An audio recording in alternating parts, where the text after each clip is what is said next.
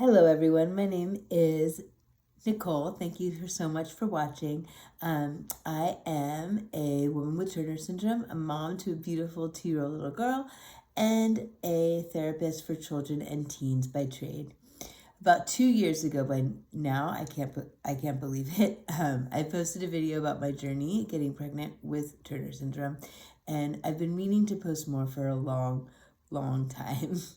But as you guys know, life gets busy, especially when you're pregnant and having a newborn. So I'm hoping that by sharing a little more of my story, I can give some hope, not just to women with Turner syndrome, but other women that are having fertility issues and need to use an egg donor in order to get pregnant. I really feel like my perspective as a therapist and a mom and somebody who struggled with this issue myself gives me a unique perspective, and I'm hoping to be able to let you guys know a little bit more about it and guide everybody watching. A couple of questions that I know came up right away on my video was who my egg donor was, how much they cost.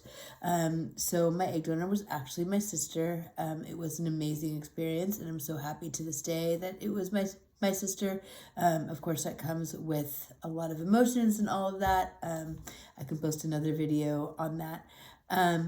But my main purpose on this video, I think, was just to talk a little bit more about my pregnancy and how that went.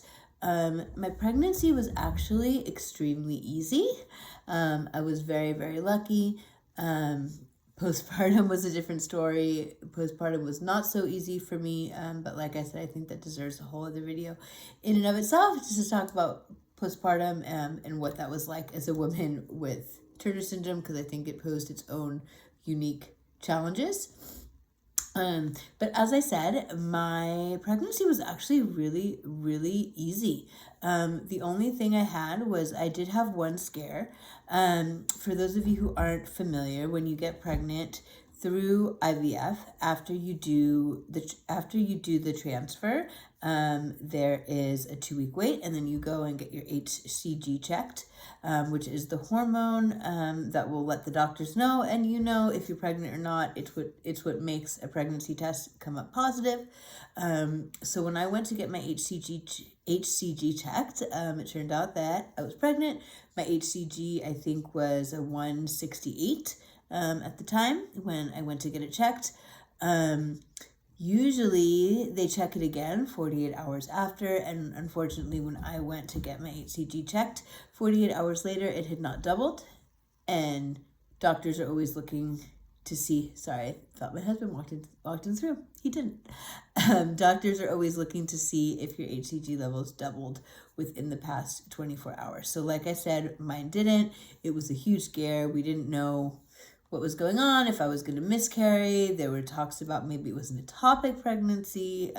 Maybe it was something that they called a blighted ovum, which means that you have the yolk sac there, but that there's no embryo. So by some grace of God, I will never understand what happened. When I went a week later to get an ultrasound, the baby was developing perfectly fine, and when they checked my HCG levels again, it had skyrocketed.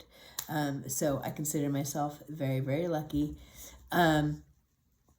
So obviously, like I said, that was an extremely emotional experience, given that I thought that I was pregnant and could have lost the baby. But other than that, my pregnancy was actually really, really smooth.